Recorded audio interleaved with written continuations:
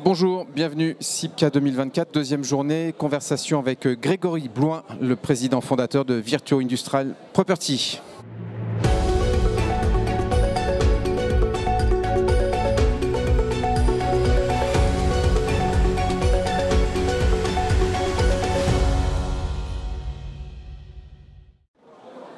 Grégory, bonjour. Bonjour Gaël. Bienvenue sur le plateau de BITV. On va parler entrepôt, logistique dans le salon du bas carbone. Alors a priori, ça pourrait être un contresens parce que souvent, l'entrepôt et plus généralement la logistique sont assez peu associés aux préoccupations environnementales. À tort pour toi ? Alors oui, je pense à tort. Effectivement, la logistique et les utilisateurs sont des activités qui émettent beaucoup de carbone. Mais je dis à tort parce que je pense que les acteurs de l'immobilier logistique et même les utilisateurs mettent les préoccupations carbone au centre de leurs enjeux. Et aujourd'hui, c'est pris en compte par tous les acteurs. Alors un exemple, il y a un an, je crois que c'était sous l'impulsion d'Afilog, vous vous êtes engagé dans un vaste programme pour transformer les entrepôts en centrales énergétiques grâce au photovoltaïque. On en est où aujourd'hui ? Ça marche ?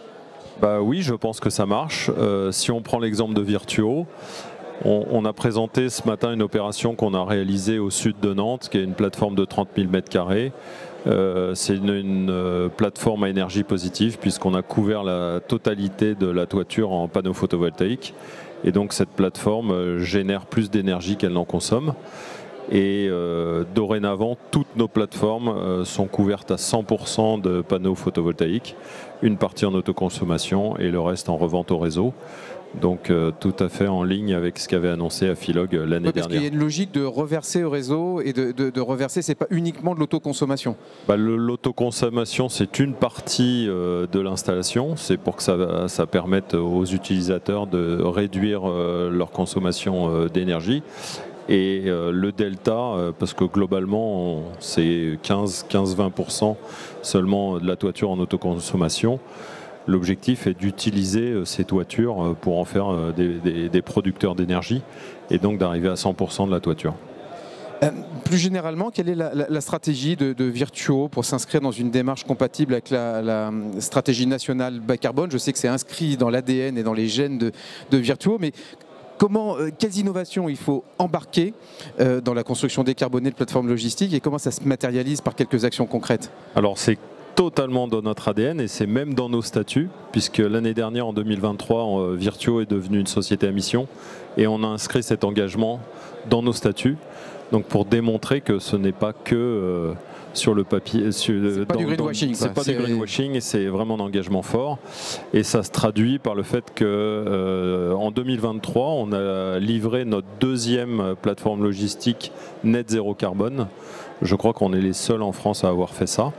Et donc, on réduit l'empreinte carbone du bâtiment au maximum et le talon incompressible. On vient restaurer cette empreinte carbone par le financement de puits de carbone. Et la particularité chez Virtuo, c'est que ce ne sont que des puits de carbone en France, parce qu'on veut s'assurer qu'il y a un suivi de la réalité de ces puits de carbone et le fait que ça va bien servir pendant 30 ans à stocker du carbone.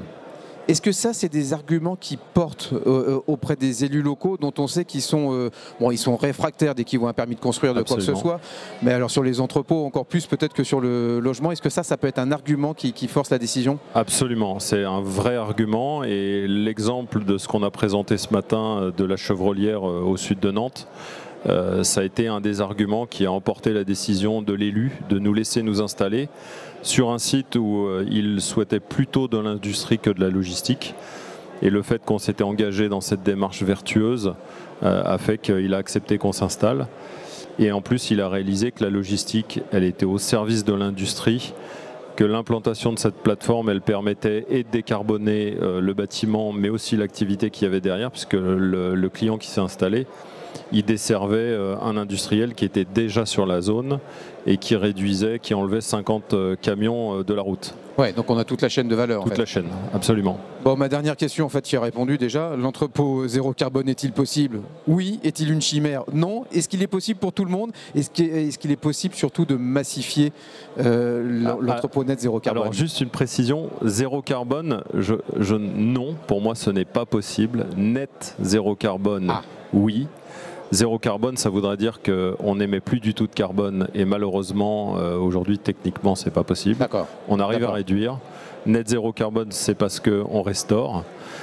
Donc, le zéro carbone, si on parle de zéro carbone, c'est pas possible.